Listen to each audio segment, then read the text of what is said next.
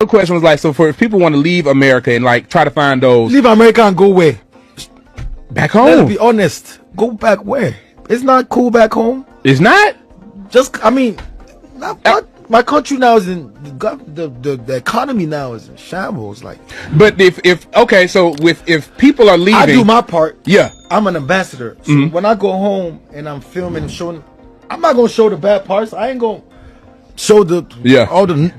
You're not gonna try to slum. You're not gonna show the trenches. No, I go to the trenches. I film the trenches, but I'm talking about the situation in the country. Yeah. Be Nigerians, you know what I'm saying? Like now the exchange rate is messed up.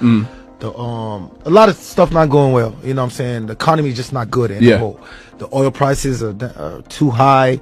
And imagine a country that produces oil.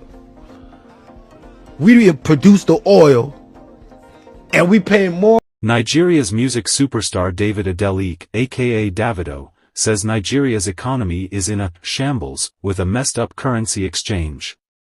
Davido, in the Big Homie's House podcast, when asked for his stance on those contemplating returning to Nigeria and other African countries in the wake of President-elect Donald Trump's return to the White House. Leave America, go where? Davido said. To be honest, it is not cool back home. The economy is in shambles. I do my part, I am an ambassador. When I go home and I am filming, I am not going to show the bad parts. Davido added, I am talking about the situation in the country. Now the exchange rate is messed up, a lot of stuffs are not going well. The economy is just not good enough. The oil price is too high. Imagine the country that produces oil, paying more for it than a country importing oil. On Friday, the Lagos Chamber of Commerce and Industry expressed concerns over President Bola Tinubu's plan to borrow $2.2 billion. Warning of potential currency shocks. The artiste explained that entertainment is one of the things that has made Africa look good. We do not have the best leader, that is a fact. Thanks so much for watching, we shall keep you informed about the latest happenings on this. Stay tuned to Timely Infos so as not to miss our other interesting videos coming next. Remember to subscribe to our Timely Infos. Thanks so much for watching. Africa has that problem. It didn't take long for the prediction to materialize. Like we said in the other video, that the way Tinubu demarketed Nigeria so hard, maybe he did it so that world leaders will have pity on him and lend him money or give him a grant.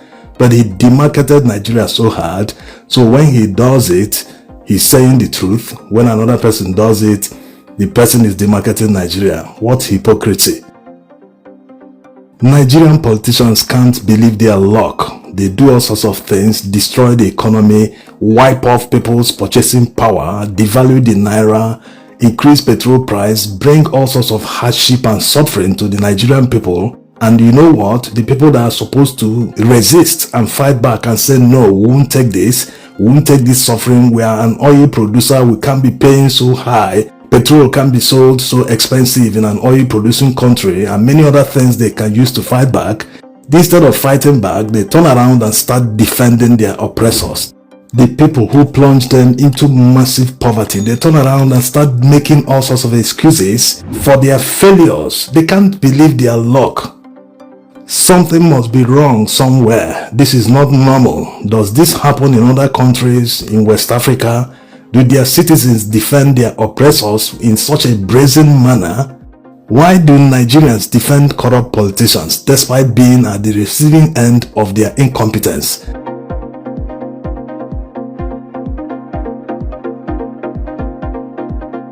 Seriously, this needs to be studied. It's an interesting subject. Some who defend corrupt politicians don't even know them personally. They are not affiliated to them in any way, but they keep on defending them. So you can't say that they are being paid to defend them. They just defend them on their own. And when you look at some of them, they are the lowest of the low in the society.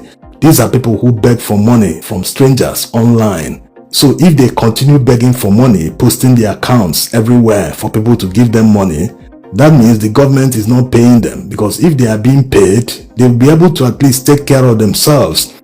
Because they can't be defending the indefensible on empty stomachs. This really needs to be studied because it's very strange. People just out of the blue keep defending people who impoverished them.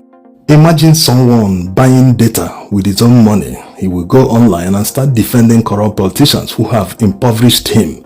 While he's typing the laughable defense, if his phone mistakenly falls down, he will go to the market and find out how much and how expensive a new phone screen now costs in Nigeria. Anyway, talking about high cost of goods, high cost of everything, which of course is why we have the high cost of living. How much was petrol being sold early last year from January to 29th May 2023? It's important to specify that the price of petrol increased at about 11 a.m. in the morning of 29th May 2023 after Tinubu took the oath of office. Prior to that, petrol was being sold for 185 naira per litre. Today, it's being sold in many parts of the country for about 1,200 naira per litre. Of course, there are places you can buy above that or maybe below that. In parts of Lagos, it's being sold for about 1,100. But on average, the price of petrol increased by about 500%. Is that not shambles? Can someone not refer to that as the economy being in shambles? Because the effects of the increase of the price of petrol on Nigeria's economy is overwhelmingly glaring that everyone can see it, everyone is feeling it. As a result of the increase, cost of transportation has also tripled or quadrupled depending on the transportation you're talking about. People no longer board airlines today because just one journey, not to and fro, one-way ticket costs above 400,000 naira.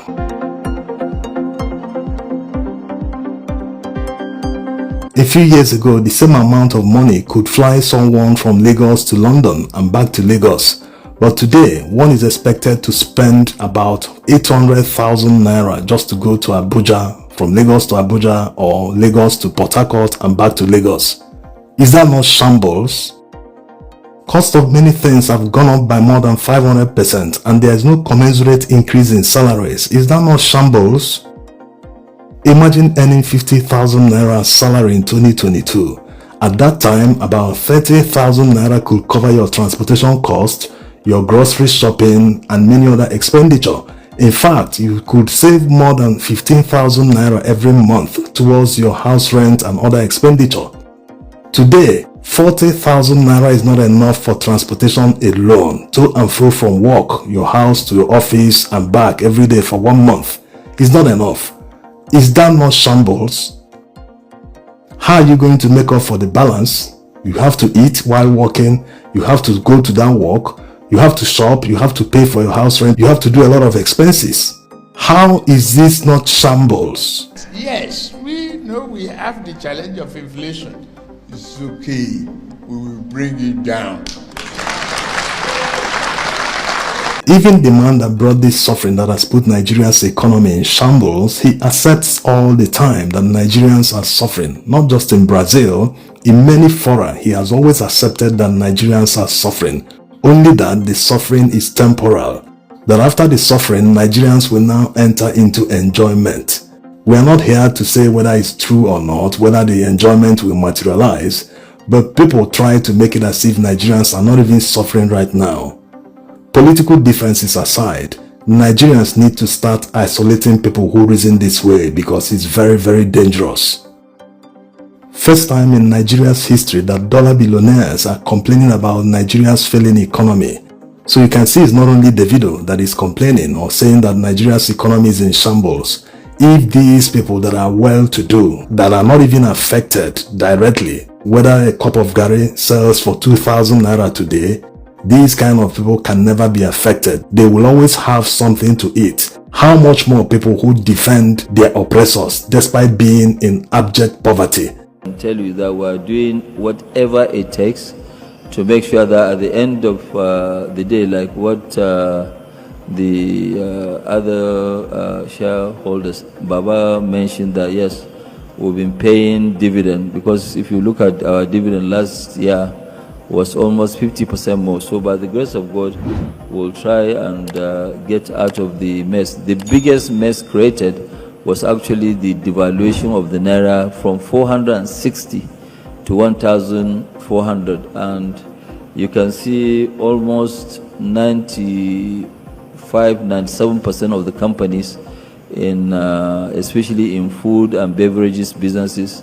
none of them will pay dividend this year for sure. But we will try and get out of it as soon as possible.